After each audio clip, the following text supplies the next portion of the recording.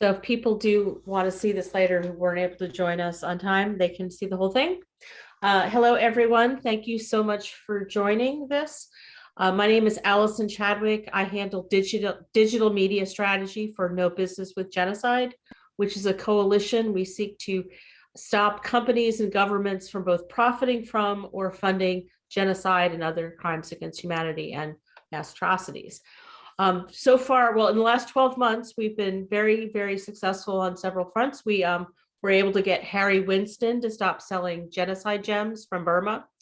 We, due to a large part to our lobbying efforts on behalf of Campaign for a New Myanmar and International Campaign for the Rohingya, we were able to persuade Congress, or at least the House of Representatives, to pass a bill for Burma. So all of that is because of the hard work that all of you have put in, all of our supporters calling and writing and signing petitions. I have some numbers for you. For Paul Rusesabagina, we have 4,117 people have sent messages to their member of Congress in support of resolution calling for his release.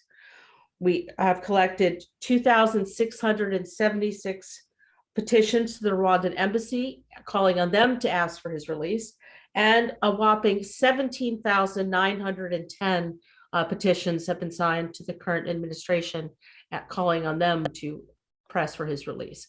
So that's all thanks to your hard work. So thank you, thank you, thank you.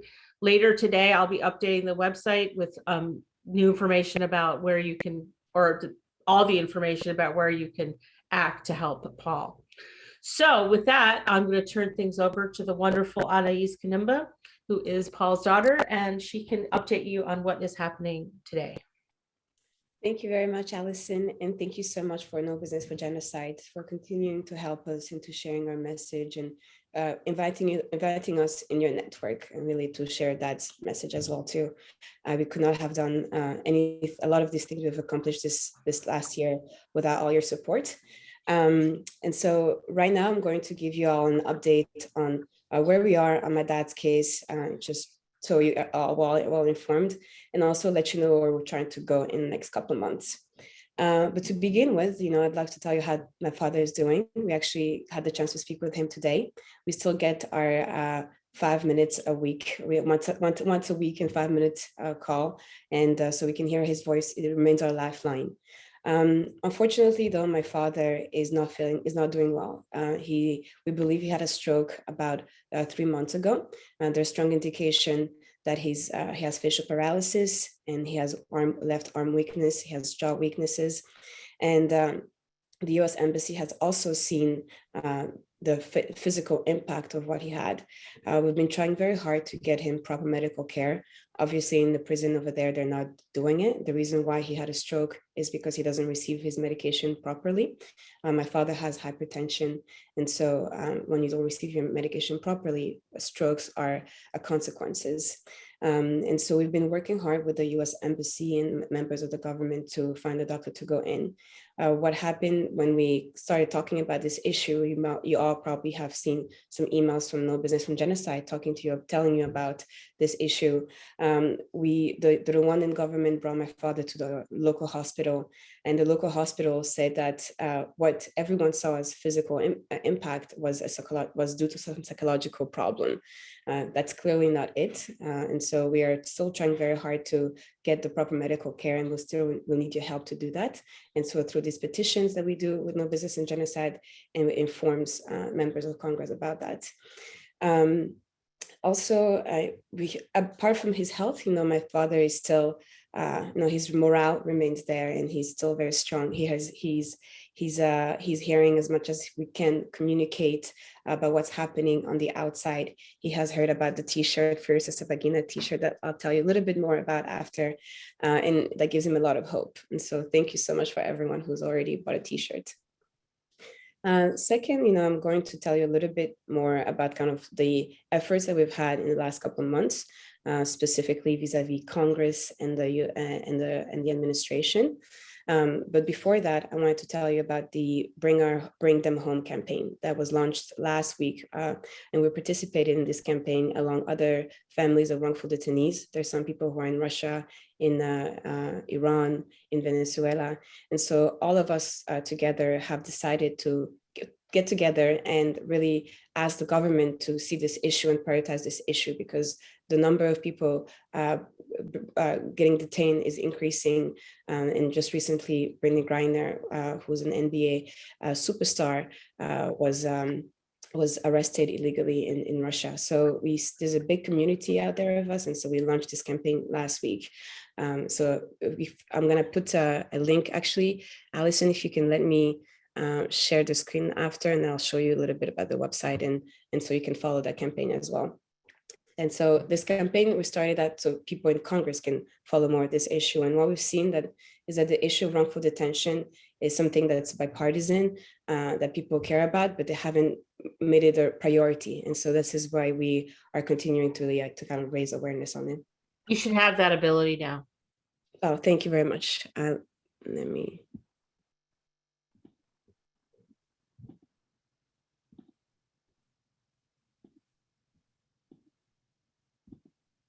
Here I go. So this is the Bring Our Family Home campaign that was launched last week in Washington, D.C. We did a press conference in front of the White House. And so, yes, so if you want to learn a little bit more about it, check out this website and follow us on Twitter, because a lot of the work that we do also feeds into this campaign. Okay, and so in terms of what's happening to us personally, because that's really what's happening to the larger community whose loved ones are wrongfully detained. But for our father, we've seen that there is a lot of progress with the administration. Just recently, last week actually, we were invited at the White House, and we had a chance to meet with a member of the National Security Council, where we addressed our father's issues, and we were very encouraged to see that they're following it and tracking it closely. But we asked them to ensure that the entire government is coordinated behind this effort. We hope that they're hearing us, and so while we're thankful of the administration's progress so far in trying to help us, my father's still not there, and still not enough. And so in order to get to where we want to see my father back home, we're going to need stronger coordination with the entire government. So from the State Department, from the different different departments, but also in Congress. And that also all begin with the White House. And ultimately, what we believe, is going to be a meeting with President Biden that can allow us to really have this concrete, meaningful conversation. And so that was one step toward that. And again, we could not have gone to having these meetings with people in the White House without the support of everyone in the petition that we've sent to President Biden and to the First Lady Biden as well too. When we were meeting with them, actually, there was many discussions and where they can find opportunities. While we are asking to find more coordination in their efforts to release my father, we also wanted to make sure that they see future opportunities that are upcoming and that they can use as leverage. And we also will need your support in making sure that the administration see this as opportunities. And the main opportunity that we saw and we share with them is the fact that President Biden is going to welcome President Kagame alongside the other 54 presidents of Africa sometime at the end of the summer. And this is for the Biden Africa Leader Summit, a very similar summit that President Obama did, I think, in 2014. And so this is an opportunity that we would like the administration to start seeing and to leverage their bilateral relationship with Rwanda to bring my father home, because this event is going to be organized by the White House.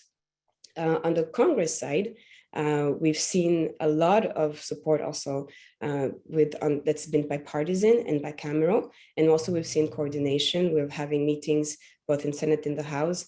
Just 2 weeks ago, we had a meeting with members of the House Foreign Affairs Committee and the Senate Foreign Affairs Committee. Again, we expressed our concerns with the fact of how slow things are moving. They shared what they're trying to do, where they're focusing, and I'll kind of tell you a little bit how Senate is helping us and how the House is helping us and how your efforts are contributing to that. But what we are, at least what we were assured, it was this coordination that is kind of moving forward. But again, it's not enough. And that's why we need to continue reminding them about the issue, reminding them of what's happening to my father on the ground, but also reminding them to prioritize this every day. So at the House level, what we're doing, so you guys also the House resolution, we saw this is where we see a lot of this was welcomed by the State Department. It was the resolution was at the House Foreign Affairs Committee, to precise, and this resolution, needs to be elevated to the floor, that the entire, so it can be a floor vote. So far, we've seen a lot of support from the Democratic side, and not so much from the Republican side. The reason of that is not because Republicans are not supporting my father, but it's because people in Congress have become political. This resolution was introduced by Congressman Castro, and all of you know how people in Washington, D.C. politicize things very quickly. But we think that we can overcome that really with more advocacy and ensuring that people are aware of what's happening. And so just for the details where we are now on this resolution, when they passed the House Foreign Affairs Committee in February, we had about 20 people who voted for it. And now people have continued to vote. And now we're about 40 members who voted for it. Of those 41 members, 35 are Democrats. And so we need to really increase our Republican kind of support there so we can push it to the floor vote. And the reason why this resolution is so important, because it's a statement from the House that says, that they are condemning what is happening in Rwanda, but also it encourages the State Department that, the lawmakers in the United States also are behind their efforts to release my father. At the Senate level, we've also seen bipartisan when it's not introduced when our family kind of comes forward to it. And where they've seen more pressure is the pressure that comes directly with the State Department. And recently, about a year ago, the Senate passed a bill called the Robert Levinson Act, and it's an act that allows and it gives the resources to the State Department to secure my father's release and other Americans who are wrongfully detained or hostages abroad. And so we've been working with the Senate Foreign Affairs Committees and another member of the Senate to ensure that my dad received a designation to allow continued effort by the State Department to secure his release. So far with everything that we've done has come without that specific designation, and we've seen kind of how far we can go without it. And so once we get that specific designation, I think we'll be able to increase more support at the House, because there won't be less question about my father's detention in Rwanda. This designation is important because, for instance, if you follow what happened with Brittany Griner, when she was arrested in Russia, many people were questioning whether her arrest was legal or not. And then once they determined that her arrest was illegal and that she was wrongfully detained there, it opened doors for people in the Congress to be more outspoken about this.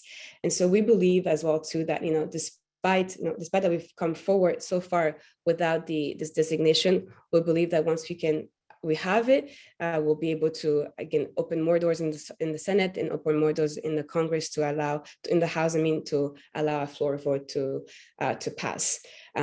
In terms of where we are in getting this designation, we think we're hopefully pretty close to it.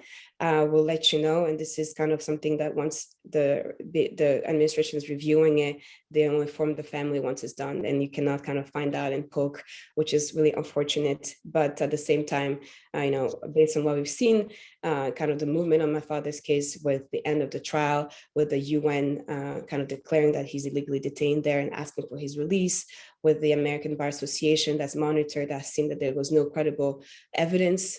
We believe that this designation is going to come very soon, and I can't wait to share that news with you all when that's happened. I know I just talked a lot for the last 15 minutes or so, kind of just telling everything that's happening in Congress. But, the main thing that we see as kind of moving us forward is really this resolution of the House being able to show the House support will really allow the State Department to to push further and to put more pressure on the Rwandan government. And we can only do that if people are aware about the case, and if we continue to advocate and continue to sign the petition and call in our representative. So I'll stop here. Maybe I know if people may have some questions, or Allison may want to add something here. Thank you so much for all of that, Anaise. I think now if you have questions, please put them in the chat or the Q&A. But let's go to our next speaker, Tom Zoellner, who wrote the book with Paul, An Ordinary Man, about his life, and he can give you background about Paul and his experiences with him and his story. Thanks, Allison, and thank you, Anaise, for that wonderful and encouraging update. I did help Paul with his autobiography. This was 17 years ago, and a primary condition came attached to our arrangement, which was if during the course of the research into what had happened at the Hotel de Mocolin, or anything else that he told me, if something emerged that contradicted his story, or that there was reason to believe that any of it was untrue, even a small bit of it was untrue, that I would leave the project, that I could not continue with it. And he agreed to that. And he agreed to a full inspection of exactly what happened. He wanted the true story told. And in the course of that research, which was intense, not a single piece of information emerged to contradict his story, which was under challenge. None of it was credible. The later attacks on Paul and on his book, launched by the Rwandan government, were empty. And that was that. The book stood as a true account of what happened at the hotel during the 1994 genocide. After the book was complete, Paul and I stayed friendly, but we gradually lost touch. I think I last spoke with him in 2007. Part of why we kind of drifted apart was his vociferous criticism of Paul Kagame. I had said, Paul, please, mute yourself a little bit on this. Try to become more of a conciliatory figure. And Paul being Paul was going to do what Paul was going to do. And so that was that. When I saw the news of his kidnapping in August of 2020, I was saddened and shocked. And the charges of terrorism were grave. And part of what I had thought was, my gosh, did he fund terrorism? Did he? It seemed hard to believe, but could he have been behind this crime that the Rwandan government was charging him with? And I kind of went back to the place that we were in 2005, which was that if that information emerged and it was credible, then I couldn't have anything to do with the outcome. That I couldn't support that, no more than I could support publishing something that I knew to be untrue. That's violates a commandment. In this case, and I didn't say anything about his kidnapping for several weeks before I could learn about what exactly the charges were. Why was he in prison? The more I learned about these charges, the more empty they appeared. And the more it seemed that Paul Kagame was doing to Rusesabagina what he's done to thousands of other dissidents, which is to manufacture evidence, which is to concoct a narrative that they're enemies of the state when their only crime is speaking out against the dictatorship.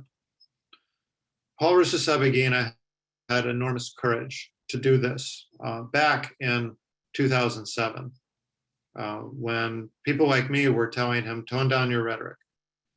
I still think he might have been unwise in saying the things that he did, perhaps a little unstrategic, but he was right. Paul Rusesabagina was right. He is still right. If there were any evidence that came forward that credible evidence, not the manufactured evidence presented in a kangaroo Rwandan courtroom, but actual evidence linking him to these attacks, we would be having a much different conversation than we're having today. And so even as well as I knew him, even as I knew him to be a man of integrity, even I was sort of knocked back on my heels a little bit by the charges of terrorism made in 2020, August of 2020. And I think that this is still creating a blockage for some people, particularly within the US government, who are electrified by that word. The word terrorism has, of course, enormous resonance in the United States, as does the term genocide denial. This means a certain thing to us because of our own national traumas of World War II, of 9/11. We've come to associate these words with certain things, and the Rwandan government understands the manipulative quality of these words. And so I'm afraid the manipulative quality of the word terrorism is still causing the US government to not act as aggressively as they need to about this outrageous kidnapping of a political dissident. Only crime was speaking out against Paul Kagame. So I echo Anaise in encouraging those who care about this situation to take a simple step, which is to contact your House representative, wherever you happen to live. There's an easy way to do this, which is to simply call the Capitol switchboard. That number is 202-224-3121. You enter your zip code, it connects you with the office of your representative. In my case, I happen to live in a district represented by a Republican, Representative Young Kim of California. I actively campaigned against Representative Kim in the 2020 election. I walked streets and knocked on doors for her Democratic opponent. That didn't matter though, because I called Representative Kim's office and said that I was a constituent and I was concerned about Paul Rusesabagina. Was there anything that she could do to help? What do you know? She became a co-sponsor of Representative Castro's resolution. The partisanship didn't matter. Even though I thought that Young Kim should not be in Congress, I still called on her as a constituent and she responded. I have enormous respect for Representative Young Kim for this simple act of constituent service, and also of not seeing this resolution, House Resolution 892, as a partisan thing. It's not a partisan thing. President George W. Bush, Republican, put that Medal of Freedom around Rusesabagina's neck. This is an American case. There is nothing Republican or Democratic about this. And so I would encourage any listeners, I'm going to type the Capitol Hill switchboard number into the chat if it isn't already there, to make that step. Party does not matter. What matters is their name on this resolution. And if you're feeling ambitious, don't just ask to be connected to your representative. Email the staff of other representatives, particularly as Anaise has suggested, Republican members of the House. Even if you didn't vote that way, it doesn't matter. This is the office. It's not the partisan quality of it. So I just want to repeat, this is a case where Paul Rusesabagina does happen to enjoy a kind of a celebrity status because of the wide recognition of his heroism at the hotel. He stands, however, for so many other dissidents who have been unfairly killed, detained, punished by this regime. When you stand up for Paul Rusesabagina, you're also standing up for those who don't have his voice, his prominence. I urge you to do this. Display some of the courage that Paul displayed in the face of militias in 1994, and the courage that he is still displaying in the midst of great hardship. With that, I'm going to pass it back to Allison. Thank you both. We have a few questions. The first is from, let's see,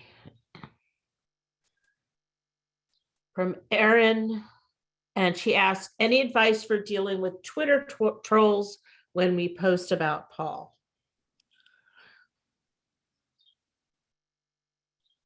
Thank you for this question. And the first thing I say is, I'm sorry that you get attacked by the Twitter trolls when you post something on behalf of my father, in support of my father. It has come to that with Twitter and with the Rwandan government. We have learned that the Rwandan government is assigning, telling the youth to use Twitter as a means of a warfare to defend the country. In Rwanda, when you talk about my father, is a way of going against the country. And that's why you get so many Twitter trolls. Kagame uses Twitter just like the Russians uses Twitter to scare people away. But don't believe what's on this, what they say. Thank you so much for being brave. We've actually developed a one-pager on how to deal with the Twitter trolls, and my first thing I would say, do never respond, because when you respond, they enjoy that and they want to attack more. Ignore. But we want to make sure that you read this one pager that allows you to understand the motive and how to just deal with the Twitter trolls in general. I think Amber is going to be sharing this after here in the chat, but also we can follow up with your information and send it to you. And if it's not on our website already, we'll make sure that it's on our website so people can access it easily too. And we can send that out as well. Yeah, on our website. The other thing you can do, you can block them if they bother you, or you can mute them so they won't know you've muted them. But it's up to you what you want to do. But yes, great they idea feed on that engagement. Mm-hmm. And it's often the same people that are following and are trolling us. And so one of the things that my sister and Amber have been like the primary receiver victims of these attacks on Twitter trolls. And because of this, our family is putting together like a collection of all these trolls that we're receiving, and just making sure that Twitter is aware of it, and that this habit does not go unnoticed. And so we also, if you have, posted things on my father and you've received threats from Rwandan trolls, please send any screenshots to me or anything like that, and we'll just keep that in our record, because we want to make sure that the world knows that these people are doing it and that we're being threatened. Thank you so much for that. I have a question maybe for Tom or for you, Anaise. Mm-hmm. The implications of this go way beyond this one case. I mean, if a leader of one country is allowed to kidnap a citizen of another country and do whatever they want, that the implications to me seem pretty huge. So what do you guys think? I'll let Tom take it first, and I'll Yeah, this is a horrific precedent. He was kidnapped. Every international legal body who's looked at this calls it a kidnapping, and that it happened to a U.S. Legal permanent resident, let alone a Medal of Freedom winner, is chilling. And that's one of, I think, the really troubling aspects of this case is not just with Rusesabagina, but with other dissidents. The U.S. government has been a limp noodle when it comes to speaking out against the injustices perpetuated against them. This is an area that I think we should be ashamed about as Americans, the lack of protection that we are extending to legal permanent residents who speak out against their repressive home governments. He's far from the only example. I'll throw a good story that the Washington Post did about this in the chat. Anaise, do you want to add to that? Yes, of course. What I will add is, my father, was criticizing the government there, was saying what's happening, was calling out the violations committed by the government. And that's why he was kidnapped and taken from US all the way to Rwanda. But many in Rwanda, that happens to many dissidents, thousands of dissidents, like Tom said, and that must stop. But in addition to that, we cannot set a precedent to the fact that Americans are traveling abroad and then are being detained. This idea of hostage taking, of government hostage taking, needs to stop. You know, my father is among 50 other American nationals who are detained abroad. And that's why we began the campaign, Bring Our Families Home, to make sure that people are aware of this, to make sure people know that when they travel, there is a risk that they could be taken by adversary countries. And our government here in the United States needs to stand up for that, needs to make sure it stops. And so we need to ensure that when they bring people home, like they brought people like Trevor Reed, there's incentives that, not incentives, but there's a reason why it stops. There's a way that government are afraid of this. We need to stop, you know, and I think that's the precedent that it brings. You know, if the US government doesn't say anything, remains quiet, doesn't bring people home quickly, and also puts a stop on this behavior of hostage taking, then it's going to continue. And so I think that it's very important people are aware of this. And I think No Business for Genocide to highlighting this issue.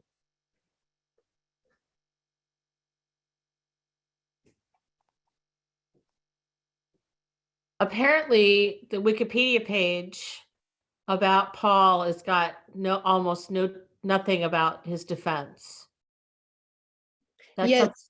Yeah, so the Wikipedia page, you know, again, it's, you know, our small grassroots campaign against a government with unlimited resources. And it's all a question of narrative. When my father was kidnapped and we woke up on August 30th, 2020, there was all the news saying the first line, Paul Rusesabagina is a terrorist. And that is because the Rwandan government had prepared people for this. They wanted people to know that. And part of this preparation has been over the last 15, 20 years. They've been paying a lot of money to PR firms to smear my father's name. They've done it in America, in Europe, even in our country, in Rwanda as well too. And one of these things is the Wikipedia page, and this is one of the struggles that we have, and is that they have invested in smearing my father's name on Wikipedia. In order to do that, to change it takes a long time. We're trying to work on that, but if anybody has tools and skills or anything had to work with Wikipedia and had to help us change that, we will welcome your thoughts and your input, because you know, sadly everyone, even myself too, when I want to look up something, I go on Wikipedia and look up the name of that person, and often what is written there is what stays with me, whether it's wrong or not, and it's not good. And in my father's case, it's hurt a lot, and so we're hoping that we can change that in as time goes. And if you have any tricks on how we can do an entry, then would love to hear you. There's someone in the chat who's offered to do that, and so I'd encourage the leadership to contact. Yes, of course, Aaron. We'll stay in touch. Let me get your name and putting my email in the chat again. Yeah, thank you so much, Aaron. Yeah, this is like really why I'm so excited. I mean, I'm always so thankful for this grassroots support that we receive. You know, we wouldn't be able to do most of this without everyone's support and without everyone's little help here and there. It's our family. It's my dad's friends, you know, that wake up every single day and stop our work to be able to do this. And so if anybody ever has time to provide and wants to pitch in here and there, we're also welcome for these kind of things. Yeah. Tell us about the t-shirts you're wearing.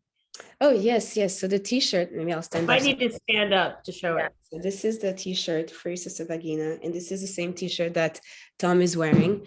So the t-shirt campaign was launched about a month ago, actually a month ago, April 12th, with Don Cheadle and other member of the Hotel Rwanda cast and Avengers. And the idea is to raise awareness on that case. And we would like, you know, we're hoping that people can get this t-shirt, post this t-shirt on their social media, get their friends and families to also get this t-shirt as a way to support my father and to raise awareness, but also as a way to help us raise funds to continue to do this advocacy work and to pay for the legal bills. It's been a year and a half that we've been working with lawyers trying to do this, and so it comes at a great cost to our family, and we also need financial support. And so this is really the purpose of this T-shirt.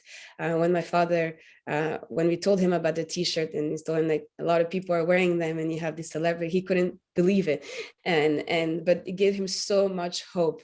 It's the idea that people are wearing T-shirt with his face, let's say, Paul Rusesabagina.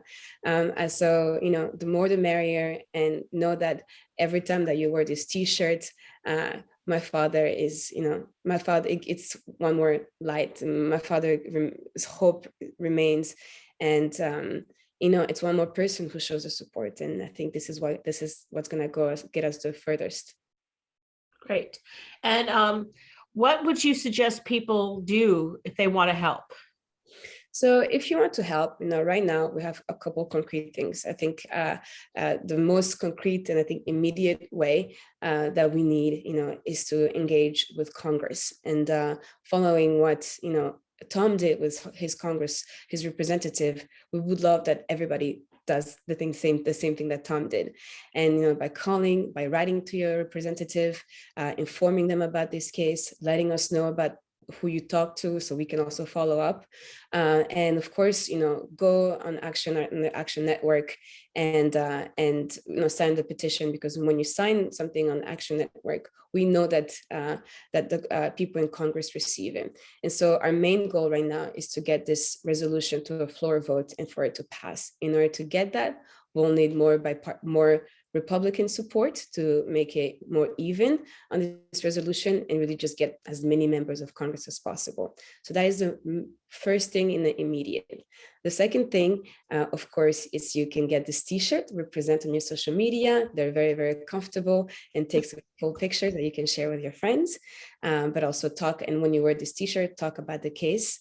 And the way you can talk about the case, you can feel comfortable about what you're saying, is to go on our website, paulr.org, which Amber just put in here, where you find all the information, everything that's happening, and that you can also share with your friends. And lastly, we also have a petition, a change.org petition that we've been pushing also to raise awareness on this case. And this also will help as a simple way to help and to share with folks around.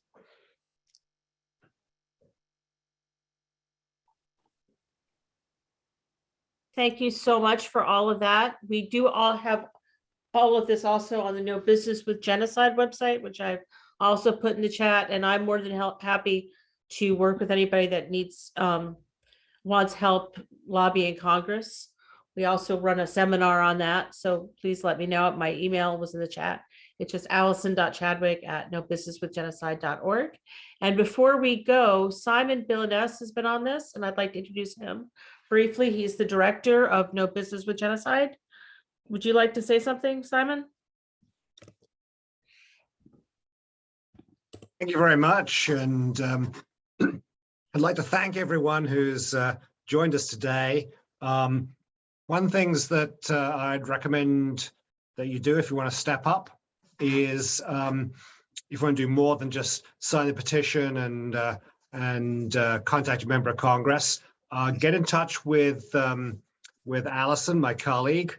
I greatly appreciate, I think, Erin Dunkley's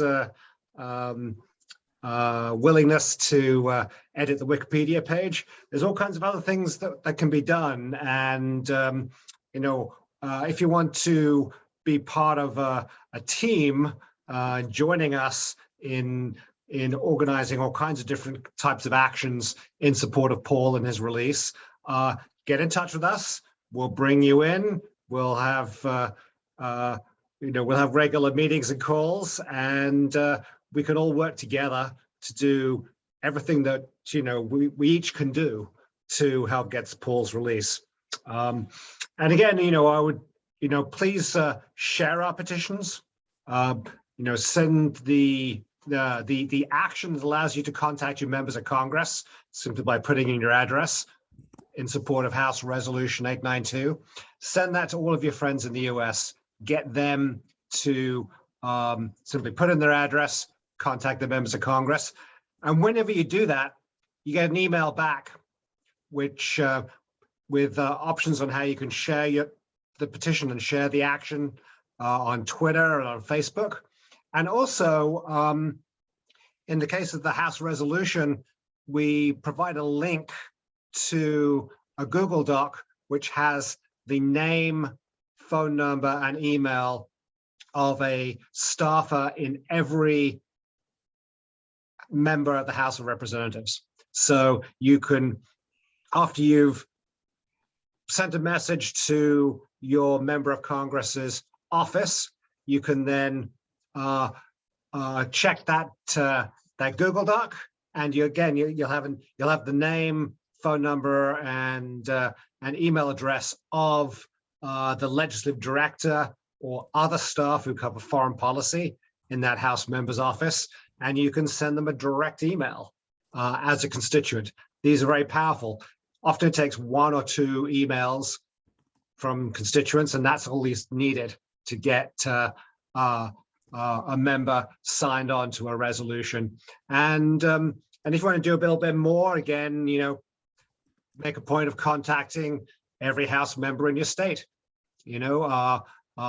Again, we've got all that information in that Google Doc, and go right ahead and be the Wisconsin or Connecticut organizer for freeing Paul. So these are some ideas. Again, get in touch with us, with Allison particularly, who's the lead coordinator on this campaign, and we'll be delighted to work with you to get Paul released. Thank you, everyone. Thank you for coming to this. Thank you to my wonderful panelists. Also, please, when you tweet or do any social media, TikTok, whatever you do, please add the hashtag Free Rusesabagina. I'd like to see that trend at some point. And Paul's birthday is on June 15. I don't yet know what we're planning, but we're going to plan something. So we'll keep you posted on that. Please email me if you have specific questions. And again, thank you, everyone. I will make this video available later today on YouTube, and I'll post that on Facebook and everywhere. So you'll get that. And if you are here, you'll get an email about that later today. And again, thank you so much for everyone's support, and thank you for coming here today. Like I said at the beginning, our family would not be this far without you. My dad is voiceless, and he cannot speak for himself today. He's in a place where he's zero communication, zero access to anything. And when he was advocating for others before being imprisoned, he always told me that he was speaking for the voiceless. So today he's the one who's voiceless, and everything that you do today, you're doing it for him. And so thank you so much. Okay, thank you, everybody. Enjoy your day. Thanks, everyone.